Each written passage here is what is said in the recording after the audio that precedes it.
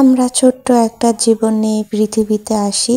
এই পৃথিবীতে এসে আমাদের জীবন চলার পথটাও ছোট, কিন্তু এই পথে আছে অনেক বাধা বিপত্তি কাটা। সব পেরিয়ে যদি আমরা চলতে পারি তো জীবনটাকে অনুভব করতে পারবো, উপভোগ করতে পারবো।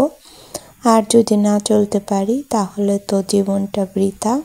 তো আসসালামু আলাইকুম, দেশ ও দেশের বাইরে যে যেখান থেকে এই ভিডিওটা দেখছেন, আশা করি সকলেই সুস্থ আছেন, ভালো আছেন। আলহামদুলিল্লাহ, আপনাদের দোয়া ও আল্লাহর রহমতে আমিও ভালো আছি, সুস্থ আছি। তো প্রতিদিনের মতো চলে এলাম আরেকটা নতুন ব্লগ ভিডিও নিয়ে। আশা করি আজকের ভিডিওটা আপনাদের ভালো লাগবে। তো এই তো সবজি বাগানে চলে এলাম, আজকে কিছু ডাটা তুলবো এর জন্য।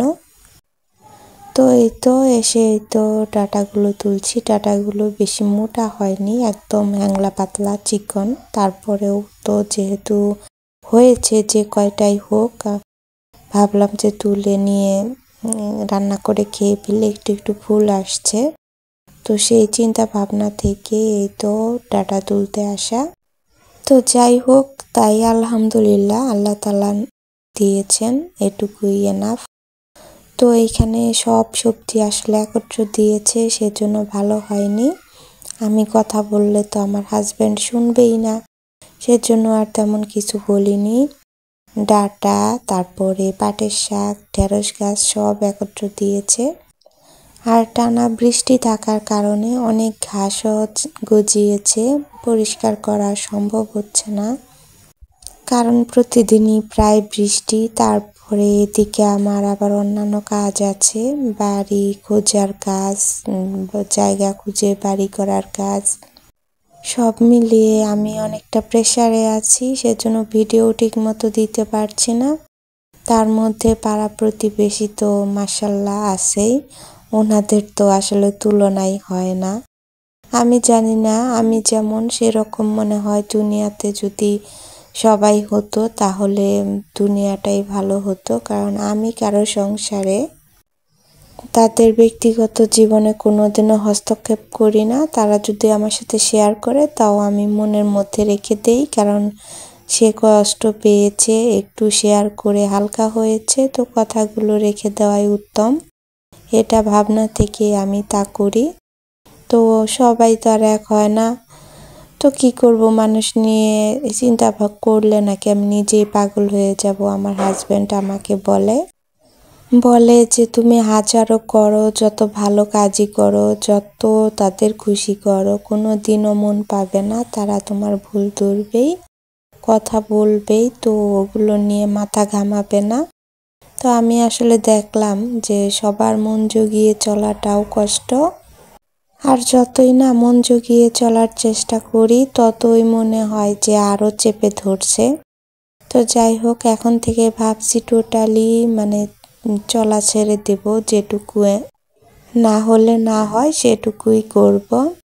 তো এই তো একটু একটু ঘাস এদিক ওদিক থেকেই হালকা তুলে নিলাম, যেহেতু ডাটা কিন্তু পরিষ্কার করতে অনেকটাই সময় লাগে।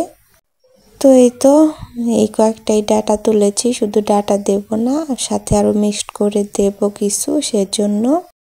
তারপরেও এই ডাটাগুলো এখানে হয়তো অল্প দেখা যাচ্ছে, কিন্তু কুটলে কিন্তু বেশ অনেকগুলো হয়েছিল। তো বাইরেই বসতে চেয়েছিলাম, কিন্তু বাইরে দেখলাম বেশ গরম, তো সেজন্য ভিতরে নিয়ে গেলাম। এই তো আমার ডাটা কোটা শেষ। একা একা পারছিলাম না, তাই আরেকজনকে টেনে এনে বসিয়েছি। তো এই তো ডাটা কুটে দিয়েছে, এখন বলছে, আমি বলছি যে আর দেবো না, তো বলতেছে তাহলে আমি নিয়ে নেই। তো বললাম আচ্ছা নিয়ে নেন, রান্না করেন। তার সাথে আবার কয়েকটা মিষ্টি কুমড়োর ডুগাও দিয়ে দিলাম, দুইটা মিক্সড করে রান্না করবে, তো করুক। এমনি আমি একদিন দিতে চেয়েছিলাম। তো এদিকে আমি আরও কিছু পাটের শাক বেছে নিচ্ছি। আর ওই ভাবিটা আমার কাছ থেকে ডাটা আর মিষ্টি কুমড়োর ডাটা সহ পাতা সহ দিয়ে শুটকি রান্না করবে। তো আমি আসলে ডাটা দিয়ে বেগুন দিয়ে ছোট মাছ চচ্চড়ি করব। দুজনে গল্প করছিলাম আর কাটাকাটি করছিলাম। তো এখনো যারা আমার সঙ্গে আছেন, এই পর্যন্ত ভিডিওর এসে পড়েছেন দেখতে দেখতে, প্লিজ একটা লাইক দিয়ে কন্টিনিউ করবেন। আর আপনারা যারা আমার চ্যানেলটি নতুন ভিজিট করছেন প্লিজ দেখতে থাকেন। দেখতে দেখতে যদি কোনো জায়গা কোনো অংশ আপনাদের ভালো লেগে যায় তাহলে প্লিজ সাবস্ক্রাইব করে দিয়ে চ্যানেলটির পাশেই থেকে যাবেন।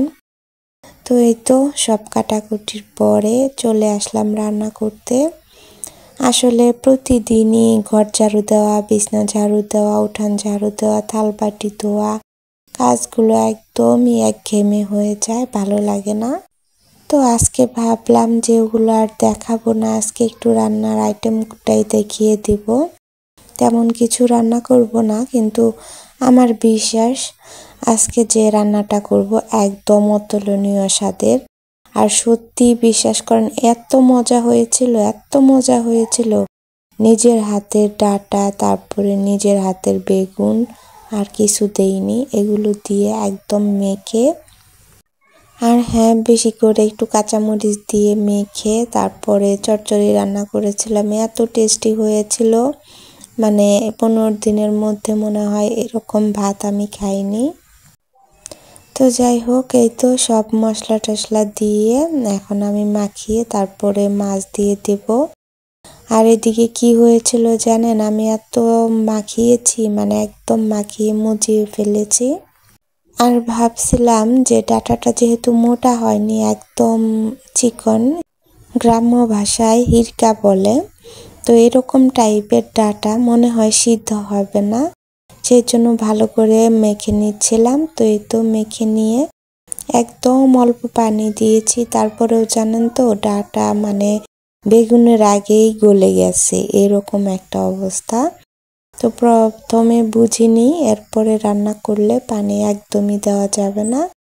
তো এই তো দেখেন পানির পরিমাণটাও কিন্তু আমি একদমই কম দিয়েছিলাম, তারপরেও কিন্তু খেতে যে এত মজা হয়েছিল বিশ্বাস করাতে পারবো না আমি আপনাদেরকে, কতটা মজা হয়েছিল। তো যাই হোক, রান্নার প্রসেস আমার শেষ, এখন চুলায় দেব আর নামাবো।